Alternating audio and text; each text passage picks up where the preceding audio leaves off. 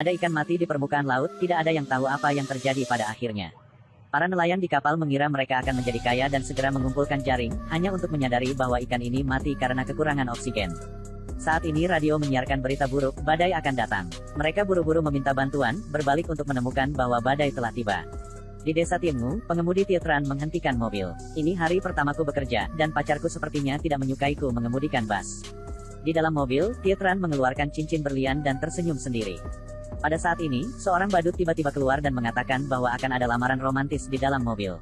Kata-kata rahasia Tietran dibacakan oleh badut ini. Tiba-tiba, dia membeku dan berhenti berbicara. Dia seperti mati berdiri melihat keluar jendela, badai benar-benar datang.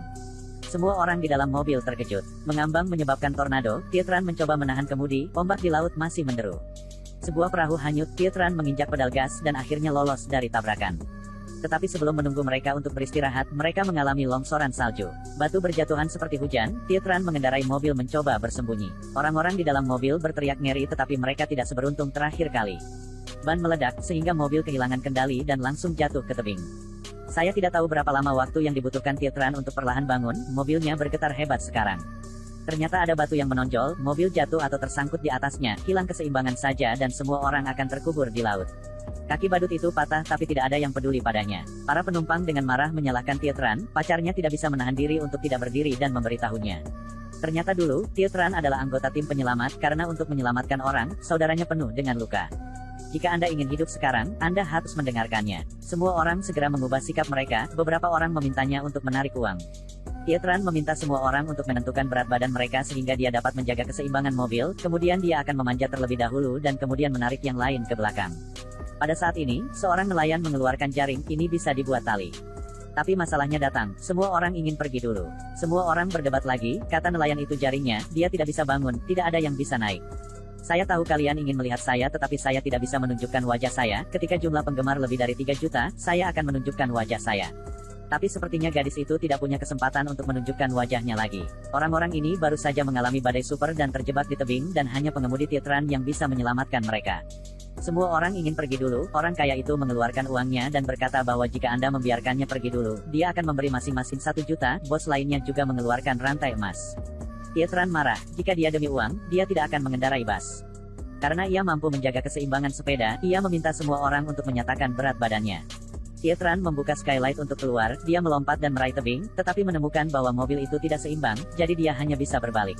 Menghadapi kecurigaan semua orang, gadis seksi itu masih berdebat bahwa dia hanya 48 pon. Tietran menyuruhnya untuk maju, maka mobil akan bisa seimbang. Saya baru saja akan memanjat ketika saya menemukan bahwa cincin itu telah jatuh. Saya hendak turun untuk mengambilnya tetapi hampir jatuh, saya hanya harus naik kembali. Hanya beberapa meter dari tanah, tetapi Xiao Chen benar-benar kelelahan sekarang. Pada saat ini, dia menemukan bahwa ada cabang pohon di sebelahnya, dia terbang untuk mengambilnya, tetapi pohon kecil itu tidak dapat menahan bebannya. Tietran jatuh, tapi untungnya dia menangkap batu. Dia mencoba yang terbaik untuk memanjat lagi. Sekarang hujan lagi, badai datang. Mereka harus lebih cepat dan Xiao Chen dengan cepat menjatuhkan tali. Nelayan itu naik ke atas mobil dan menemukan bahwa talinya tidak cukup panjang, sehingga dia harus menaiki tangga untuk bangun. Bos yang lain takut ketinggian jadi dia tidak mau pergi tapi dia yang paling tinggi. Di bawah dorongan istrinya, dia memanjat dengan gemetar. Tapi 2 orang masih belum cukup untuk menambah 1 lagi. Semua orang memutuskan untuk membiarkan orang kaya pergi, dia bahkan ingin menolak. Tidak, kamu harus memahami situasinya sekarang. Paman, kamu benar-benar baik. Kekayaan akhirnya di atas. 3 orang menaiki tangga akhirnya memegang tali. Setelah tali diikat, orang kaya itu ingin pergi lebih dulu tetapi langsung ditolak. Ketika dihadapkan dengan kematian, apa yang dihitung dengan uang? Orang pertama yang naik adalah seorang anak sekolah dasar, ibunya melihat dia dibawa pergi dengan air mata berlinang, pacar Tietran menunjukkan ekspresi emosional. Dia awalnya yang berikutnya tetapi dia memutuskan untuk memberikan kesempatan ini kepada ibu ini dan dia akan menjadi yang terakhir pergi. Jangan usap, semua orang ditarik satu persatu, karena gadis panas itu terlalu berat, semua orang harus naik ke atas untuk bisa menariknya ke atas. Tapi sekarang kejadian itu terjadi lagi, air hujan menjadi panas dan bau. Ini adalah hujan yang ditiup angin, suhu semakin tinggi. Kaya tidak tahan lagi, dia ingin pergi dulu. Bos tidak setuju dengan mereka berdua, jadi mereka bertarung. Bos bukan lawan orang kaya, dia dipukuli dan jatuh ke mobil. Melihat orang kaya itu akan naik di atas bos, dia juga bergegas memeluk orang kaya itu. Tapi sekarang mobilnya mau jatuh, Tietran langsung melompat ke bawah untuk membawa pacarnya ke atas mobil. Pacarnya hampir jatuh, untungnya Tietran menangkapnya dan menariknya ke atas. Pada saat ini, mobil tidak tahan lagi, Tietran fokus memegang tangan pacarnya dan melompat, akhirnya menggenggam tali. Semua orang bergegas untuk menariknya, tetapi pada saat ini talinya putus. Ini adalah badai terkuat dalam sejarah, bencana alam dalam sekejap mata menghancurkan seluruh kota. Orang-orang ini secara tidak sengaja jatuh ke tebing, untungnya Tietran meraih cabang. Dia mengangkat pacarnya, semua orang akhirnya berhasil keluar dari bahaya. Tapi hanya ada 10 menit tersisa sampai angin bertiup, tugas pertama adalah mencari tempat untuk bersembunyi. Gadis seksi menemukan sebuah gua yang merupakan benteng yang ditinggalkan. Semua orang bergegas masuk tetapi tidak lama sebelum mereka merasa tidak enak. Seluruh gunung mulai bergetar hebat, itu adalah tanah longsor sehingga cepat lari. Tanpa diduga, begitu saya berbalik, gua mulai runtuh. Semua orang mati-matian berlari ke dalam, batu-batu itu terus mengejar. Bocah itu diblokir di dalam, semua orang bergegas mendorong batu keluar dan akhirnya menyelamatkan bocah itu. Tapi di wajah Tietran, tidak ada kegembiraan karena dia tahu bahwa mereka tidak keluar lagi. Orang tidak percaya, mencoba memindahkan batu tetapi batu itu tidak bergerak. Mereka akan meminta bantuan, tetapi tidak ada sinyal di sini. Semua orang benar-benar putus asa, gadis seksi itu mengeluarkan ponselnya untuk menyelamatkan wasiatnya. Ternyata dia selalu sangat mencela diri sendiri, hanya bisa bersembunyi di balik telepon, menipu para penggemar. Wasiatnya sebelum kematiannya adalah berharap para penggemar bisa memaafkannya. Richley mengambil uang untuk diberikan padanya, dia juga ingin mencatat wasiat tetapi gadis seksi itu tidak membutuhkan uang itu. Orang kaya memberikan uang kepada orang lain tetapi tidak ada yang membutuhkannya.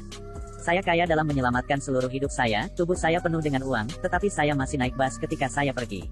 Baru sekarang saya mengetahui bahwa uang hanyalah seikat kertas yang tidak berguna. Badut mengatakan bahwa uang berguna jika bukan karena kekurangan uang, dia tidak akan putus dengan pacarnya, dia tidak akan menjadi badut sendiri. Nelayan di sebelahnya tertawa dan berkata bahwa dia adalah badut. Dia telah memancing selama beberapa dekade, tetapi dia masih mabuk laut, baru saja dia dipecat oleh bosnya. Bos yang lain menyesal tidak punya waktu untuk menyesal karena tidak memesan tiket ke Italia, membiarkan istrinya menderita di sini bersamanya. Kata istriku lagi, kukatakan padamu, aku bersamamu karena aku tidak takut, aku tidak takut. Semua orang mengatakan semuanya di dalam hati mereka. Tietran baru saja akan membuka mulutnya ketika pacarnya menyela dan memarahinya karena tidak memiliki keinginan untuk maju, belum mati, tetapi sudah ingin menyerah. Tietran akhirnya terbangun, tiba-tiba dia menemukan seekor tikus keluar dari celah batu. Saya bergegas keluar dan ada pipa di sini. Tietran meminta semua orang untuk membersihkan pipa, ini mungkin jalan keluarnya. Semua orang merangkak ke dalamnya satu persatu sampai mereka merangkak keluar dan menemukan bahwa ini adalah puncak gunung. Pada saat ini, badai masih mengamuk, semua orang buru-buru bersembunyi di loteng di sebelahnya, mencari segala sesuatu seperti rak buku dan televisi untuk memblokir jendela. Tepat ketika semua orang mengira itu aman, kecelakaan itu terjadi. Semua orang bergegas untuk bersembunyi di sudut dinding, Tietran dihancurkan oleh sebatang kayu untuk menyimpan kue. Semua orang bergegas keluar untuk menyelamatkannya dari tongkat kayu itu. Badai akhirnya tenang, pada saat semua orang keluar, matahari bersinar di mana-mana. Ingat kue yang dibeli untuk Tietran untuk melamar pacarnya. Tapi cincinnya hilang, kuenya juga rusak. Tanpa diduga, sang pacar masih mengambil kue dan menangis saat menerima lamaran Tietran. Di dalam kue itu ada rasa bahagia. Ini adalah film China Super Typhoon. Dalam menghadapi bencana, manusia hanya sekecil sebutir pasir, tapi bagaimanapun caranya, Tuhan selalu memberi kita seberkas cahaya agar kita bisa terus mencari cinta dan kejujuran di tengah badai.